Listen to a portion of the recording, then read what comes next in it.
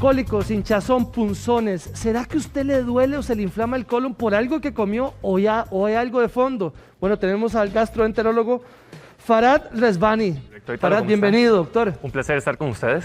Ahora, ¿cómo sabemos que se nos inflamó el estómago por algo que comimos? Dificilísimo, a veces nosotros ni siquiera sabemos qué es lo que nos genera, porque realmente cuando nosotros, por ejemplo, nos comemos un casado, iba de todo, ¿verdad? Exacto. Pudo haber sido la bebida, pudo haber sido el carbohidrato, pudo haber sido la grasa. En general, a mí no me gusta decir que existen alimentos malos, porque realmente no es así. Simplemente algunos pacientes tienen intolerancia o incapacidad en algunos momentos de la vida para digerir algunos alimentos, o algunos alimentos, por ejemplo, que son muy condimentados o muy picantes en el estómago. Si hay gastritis o reflujo, pueden generar dolor o molestia, o en el colon, algunos alimentos que se fermentan pueden generar distensión. Escoger cuál es el alimento puntualmente que generó el problema no es tan sencillo, sin embargo existe un gran grupo que tocaremos poco a poco en esta entrevista. Doctor, esto es importante porque la gente dice, vea cómo se me inflama aquí. Entonces, cuando hay inflamación de estómago, también hay inflamación de colon. Son preguntas bastante distintas. En realidad, bueno, aquí tenemos en esta imagen la clásica inflamación de colon. Ahí está. O sea, cuando el paciente dice, doctor, pues me comí algo y se me hinchó totalmente el abdomen. La inflamación en el abdomen es muy diferente a la que nosotros percibimos o vemos en la parte... Aquí le voy a poner... Para poder subrayar. Dame un segundo, aquí estamos, ahora sí. Entonces, esta inflamación que nosotros vemos en el colon es lo característico, que se me hincha el vientre como si estuviera pues lleno de aire, totalmente como un globo. Es muy distinto a lo que perciben los pacientes que tienen reflujo. Los pacientes que tienen problema de gastritis o reflujo, lo que generalmente quedan es ardor en la boca del estómago. Un dolor que en ocasiones también puede ser punzante, pero sí es cierto, hay algunos pacientes que cuando se desencadena una crisis de reflujo, eso de rebote les puede generar también problemas en el colon. Y cuando sube aquí hasta que quema, ¿verdad, doctor? Siente uno aquí, ¿verdad? Una sensación terrible. Esa sensación de agrura puede subir hasta la parte alta, hasta las cuerdas vocales, puede generar inclusive problemas.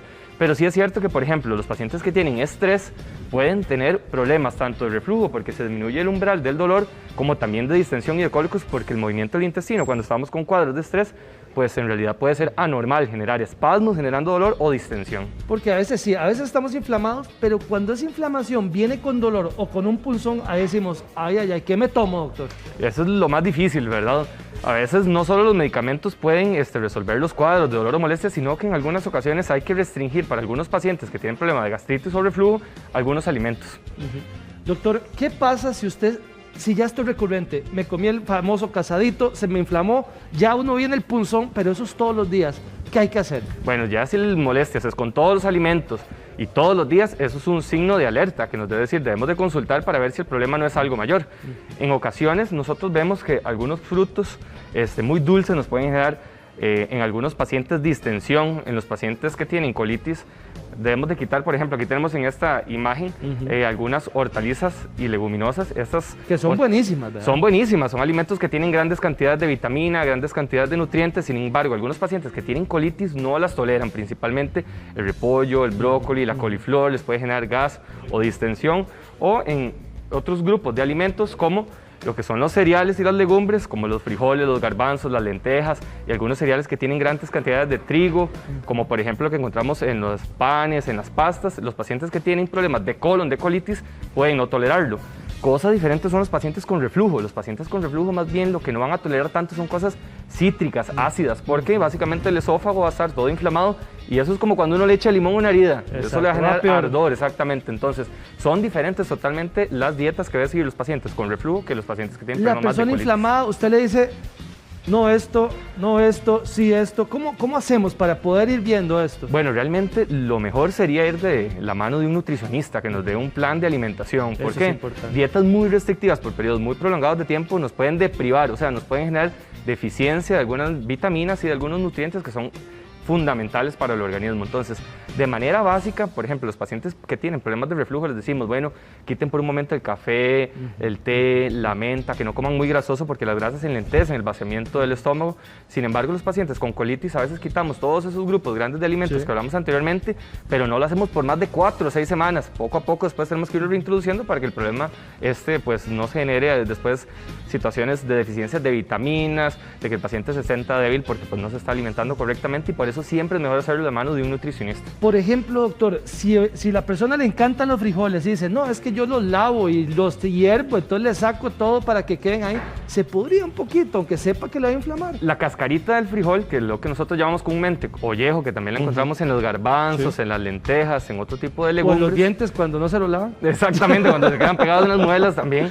Esos alimentos pueden generar gas. Algunos remedios que la gente hace de forma casera es la noche antes poner estos legumbres a reposar en agua, después botan el agua, le vuelven a poner un agua nueva, la ponen a cocinar unos minutos, vuelven a vaciar esa agua y finalmente ponen la última dosis de agua donde ya ahí sí le adhieren los condimentos que deben ser, ojalá lo más natural posible, y ya se ponen a cocinar en la olla de cocimiento lento o en la olla de presión y posteriormente se deben dejar reposar un tiempo. Eso es lo que puede hacer que la tolerancia a los alimentos mejore un poco. Sin embargo, aún haciendo estos tips, los pacientes en ocasiones que tienen mucha colitis hay que quitar o disminuir estas legumbres por algunos tiempos. Y eso es importante. Usted como profesional, una persona que llegue con la pancita delicada, ¿cuál sería el tratamiento que usted de una vez, como decir, aquí frenamos esto de un solo?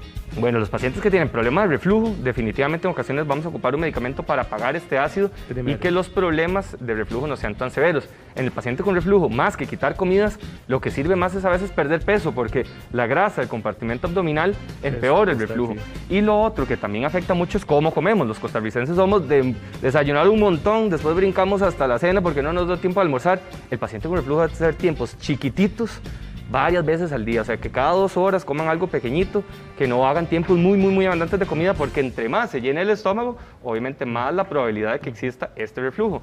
Los pacientes con colon irritable, con colitis, con distensión, que es ese abombamiento, también de manera general deben hacer varios tiempos de comida, pero principalmente quitar estas harinas o estos carbohidratos que generan gas o distensión, y en ocasiones se requieren medicamentos para acompañar a los pacientes y que estas molestias desaparezcan. Doctor, usted hablaba de las grasas, que es muy importante también. ¿Cuáles son esas grasas que mejor evitarlas, doctor? Lo peor, digamos, son las grasas trans. Las grasas trans son lo que nosotros encontramos en los alimentos fritos, en algunos alimentos. Las que me hacen más daño, exacto, las que me inflaman el estómago. Eso genera inflamación por un lado, pero también metabólicamente, o sea, esa capita de grasa no se acumula, ¿verdad? Se nos acumula en los vasos sanguíneos y nos pueden generar más adelante problemas de infartos, problemas cardiovasculares. Entonces, las grasas trans hay que quitarlas de todo.